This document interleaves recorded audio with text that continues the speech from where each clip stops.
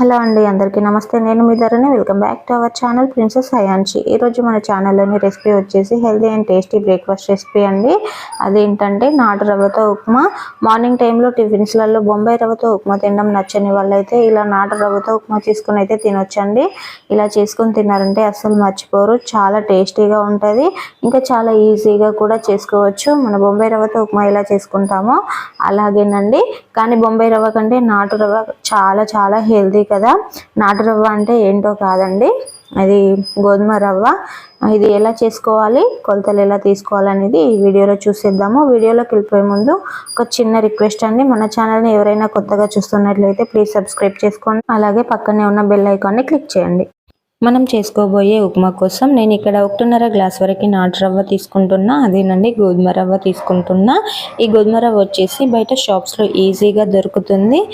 గోధుమ రవ్వ బొంబాయి రవ్వ కంటే కొంచెం లావుగా ఉంటుందండి. ఈ గోధుమ రవ్వ అయితే డయాబెటీస్ ఉన్న వాళ్ళకి చాలా చాలా హెల్ప్ అవుతుంది.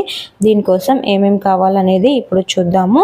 ఒకటి మీడియం సైజ్ ఆనియన్, కొద్దిగా కరివేపాకు, పచ్చిమిర్చి ప్లేస్లో ఎండుమిర్చి కూడా వేసుకోవచ్చండి. మీడియం సైజ్ ఆనియన్, అలాగే కొత్తిమీర, ఇంకా కొద్దిగా పల్లి గింజలు.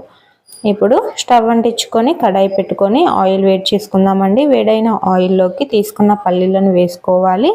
అలాగే కొద్దిగా పచ్చిమినపప్పు కూడా వేసుకోవాలి పోపులో. దీంతో పాటు కొంచెం ఆవాలు, కొద్దిగా జీలకర్ర కూడా వేసి ఒక్కసారి కలుపుకోవాలండి. ఇలా కలుపుకున్న దాంట్లోకి మనం కట్ చేసి పెట్టుకున్న పచ్చిమిర్చి ఆనియన్స్ కూడా వేసి మంచిగా ఫ్రై చేసుకోవాలి. పచ్చిమిర్చి ఆనియన్స్ అయితే మంచిగా ఫ్రై అవ్వాలండి. ఆనియన్స్ అంతా లైట్ గోల్డెన్ కలర్కి వచ్చేంత వరకు ఫ్రై చేసుకున్న తర్వాత ఇందులోకి కొద్దిగా కరివేపాకు కూడా వేసుకోవాలి. ఇలా కరివేపాకు వేసుకొని మళ్ళీ ఒకసారి కలుపుకున్న తర్వాత ముందుగా కట్ చేసుకున్న టమాటా ముక్కని కూడా ఇందులో యాడ్ చేసుకొని మళ్ళీ ఒకసారి కలుపుకోవాలి. ఇందులోకి మీకు కావాలంటే ఇంకా ఏమైనా వెజిటేబుల్స్ వేసుకోవచ్చండి. బీన్స్ కానీ, క్యారెట్ కానీ, బఠానీలు, ఆలు ఇలాంటివి ఏవైనా వేసుకోవచ్చు. చాలా చాలా టేస్టీగా ఉంటుంది అవన్నీ వేసుకుంటే కూడా. ఇంకేమీ లేవు అనుకున్నప్పుడు మాత్రం ఇలా ఈజీగా చేసుకోవచ్చు. ఇందులోకి చూడండి, నేను రుచికి సరిపడా సాల్ట్ కూడా వేసాను. అలాగే కొద్దిగా పసుపు కూడా వేసుకున్నా. పసుపు అయితే చాలా కొంచెం అండి, చిటికెడు మాత్రమే వేసుకున్నా. వద్దనుకుంటే మీరు స్కిప్ చేయొచ్చు. నేను కలర్ కోసం కొంచెం వేసుకున్నా. ఇలా కలుపుకున్న తర్వాత ఇందులోకి నేను రవ్వ తీసుకున్న గ్లాస్తోనే ఒక గ్లాస్కి 1.5 గ్లాస్ వాటర్ చొప్పున 1.5 గ్లాస్ రవ్వకి 2.5 గ్లాస్ వాటర్ అయితే యాడ్ చేసుకున్నానండి. ఇలా వాటర్ యాడ్ చేసుకున్న తర్వాత ఒకసారి కలుపుకొని సాల్ట్ ఎలా ఉందనేది చూసుకొని ఒక 5 మినిట్స్ వరకు మూత పెట్టుకొని వాటర్ మరిగిన తర్వాత తీసుకోవాలి.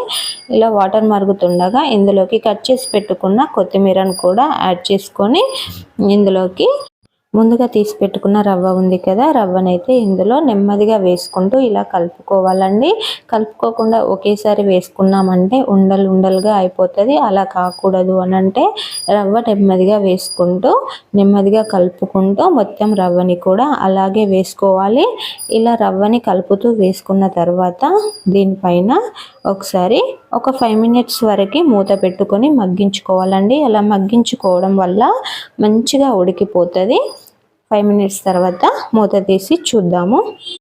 చూసారు కదా, ఉప్మా ఉడికిపోయినట్లే. దీన్ని ఇంకా మూత తీసిన తర్వాత ఒక 8 to 10 మినిట్స్ వరకు ఇలా కలుపుతూ ఉన్నామంటే ఇందులో ఇంకా ఉన్న ఎక్సెస్ వాటర్ అంతా కూడా వెళ్ళిపోయి పొడిగా తయారవుతుందండి. ఉప్మా అయితే చాలా టేస్టీగా ఉంటుంది. మీకు మెత్తగా కావాలి అంటే వాటర్ కొంచెం ఎక్కువగా యాడ్ చేసుకుంటే సరిపోతుంది. ఒక గ్లాస్కి 2 గ్లాసుల వాటర్ వేసుకున్నారంటే మెత్తగా ఉంటుంది. ఇంకా ఇలా పొడిగా కావాలి అని అంటే ఒక గ్లాస్కి 1.5 గ్లాస్ వేసుకుంటే సరిపోతుంది.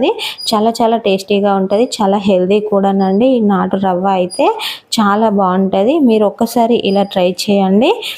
ఎలా ఉంది అనేది నాకైతే కామెంట్ చేయండి. మన నాటు రవ్వతో ఉప్మా అయితే రెడీ అయిపోయినట్లేనండి. చూస్తున్నారు కదా ఇలా పొడిగా అవుతుందో.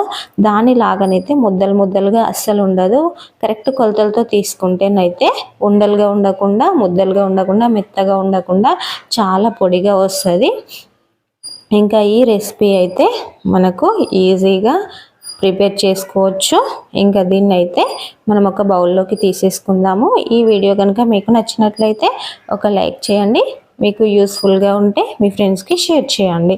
ఎలా ఉంది అనేది ట్రై చేసిన తర్వాత కామెంట్ చేయడం అయితే మర్చిపోవద్దు.